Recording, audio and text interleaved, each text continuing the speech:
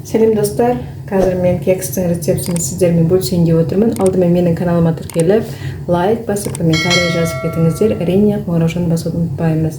Бізге керек ол үшін 5 жұмыртқа керек. Менде жұмыртқа кішілеу болғасын 5-еу пайдаланып отырмын. Разрыхлитель керек, ұн, шекер, және де шамалы сүт және мейіз қосамыз. Ал енді кеттік.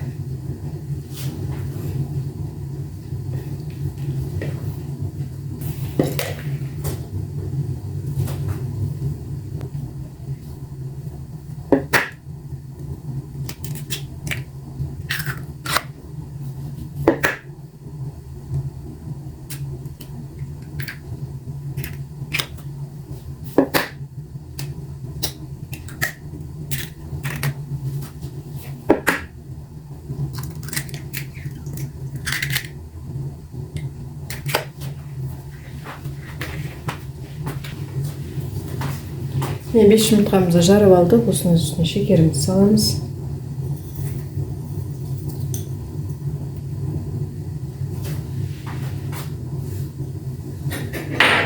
Енді жақсылап араластырып қоямыз.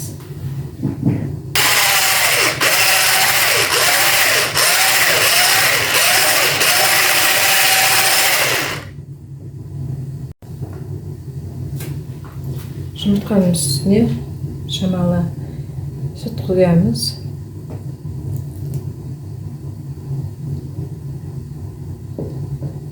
Тағы да айналдырып аламыз.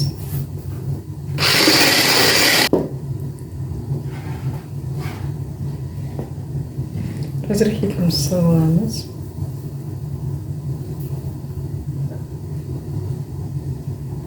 Одан кейін ұнымызды салмас бұрын мейізімізді саламыз.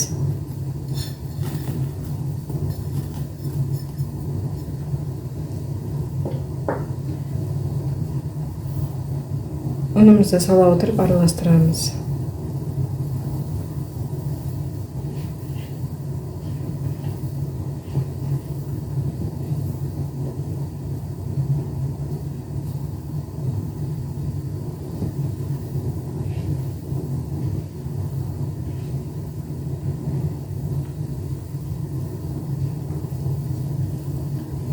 Төменнен араластырамыз.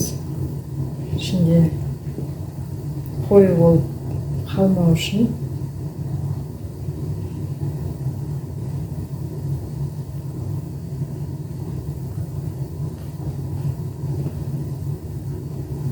Ең алдымен табамызды майлап аламыз жақсылап. Біздің қойымыз қатып қалмау үшін. Содан кейін дайын болған қамырымызды осыған құямыз.